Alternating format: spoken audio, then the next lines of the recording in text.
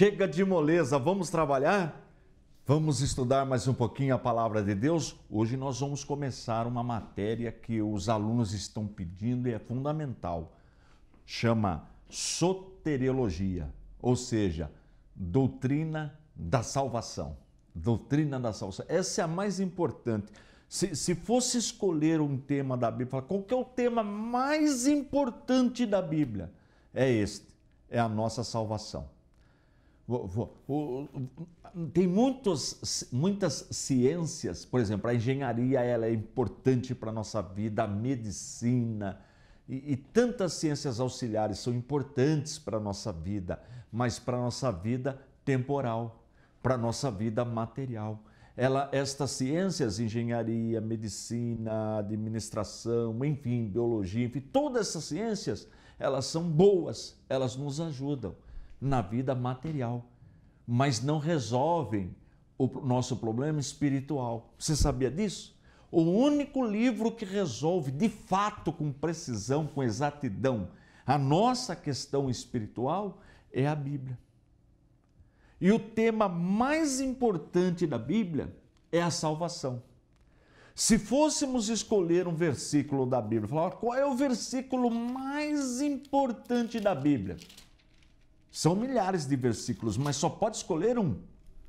Então deve escolher, com certeza, é João 3,16.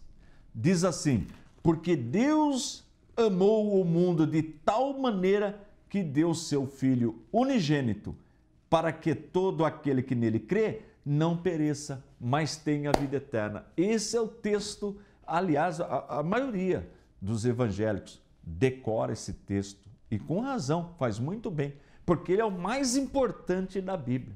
Até quem não sabe ler e escrever tem de cor esse texto na cabeça, tá bom? E é esse assunto que nós vamos tratar. Na aula do dia anterior, nós estamos tratando doutrina do pecado e agora a salvação. Olha como uma coisa se encaixa na outra. Vamos lá? Então eu vou pedir para a nossa editora, a nossa produção, colocar na tela o versículo que está em Hebreus 12:2. Hebreus 12:2, olha aí na tela. Diz assim: olhando para Jesus, autor e consumador da fé, o qual, pelo gozo que lhe estava proposto, suportou a cruz, desprezando a afronta, e assentou-se à destra do trono de Deus. Olha que interessante, à destra do trono de Deus. Suportou, quer dizer, morreu na cruz. Mas por que ele morreu na cruz? Olha aí a doutrina da salvação, né? A mais importante. É isso que nós vamos estudar nessa matéria. É isso que nós vamos estudar. Será que ele morreu à toa, em vão? Não, em hipótese alguma. Nós vamos estudar nessa matéria o porquê deste fato. Continuando, em Hebreus 10:1, olha aí na tela, vou pedir para a produção colocar Hebreus 10:1.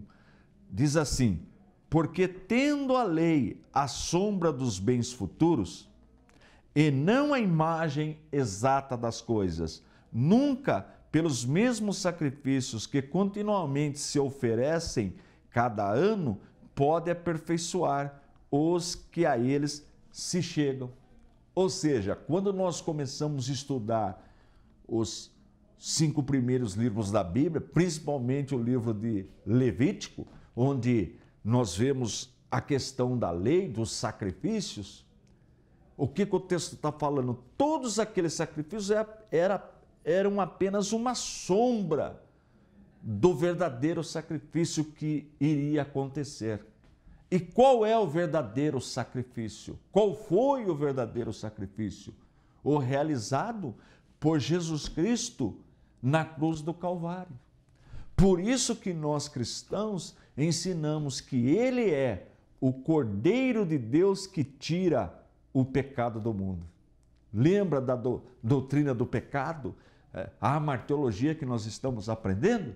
Então, o único que consegue tirar o pecado do homem é o sangue de Jesus. A morte de Jesus na cruz do Calvário. Por isso que nós somos salvos. Nós não somos salvos pelas nossas obras. Não, não, em hipótese alguma. Não, não. Nós somos salvos pela morte, pelo sacrifício de Jesus, né? Que Deus gratuitamente nos deu. Olha que interessante essa doutrina e que importante, que fundamental. Vamos ler mais um? Hebreus, no capítulo 1, verso 1. Em Hebreus 1:1, vou pedir para a produção colocar na tela, olha o que diz o texto. Havendo Deus antigamente falado muitas vezes e de muitas maneiras aos pais pelos profetas, a nós falou-nos nestes últimos dias pelo Filho. Está vendo? Por Jesus Cristo. Então Deus se manifesta, Deus fala conosco por meio de Jesus Cristo. Esse é o ensinamento da igreja. É isso que nós devemos fazer. Está vendo por que a igreja prega o Evangelho? Porque aliás, a mensagem do bom pregador, é o Calvário. É isso que nós vamos aprender aqui. A mensagem da cruz. Para que você entenda a salvação, primeiro nós estamos estudando a questão do pecado, reconhecer que tem o vírus do pecado. E segundo, entender também que só Deus, por meio do Espírito Santo, que é o Espírito Santo que nos revela, Ele que abre as nossas mentes para entender, para poder olhar para o Calvário, aquele fato que ocorreu lá em Judá, em Israel, fora dos muros de Jerusalém, aquele que foi crucificado, que morreu, Jesus Cristo, foi para nos livrar do pecado. Essa é a doutrina que nós estamos aprendendo. E dentro desta doutrina tem um ensinamento que nós chamamos teoria da vicariedade penal. Eu vou explicar, vou pedir para a produção colocar na tela a teoria da vicariedade penal. Talvez você não entenda, mas o que é vicariedade?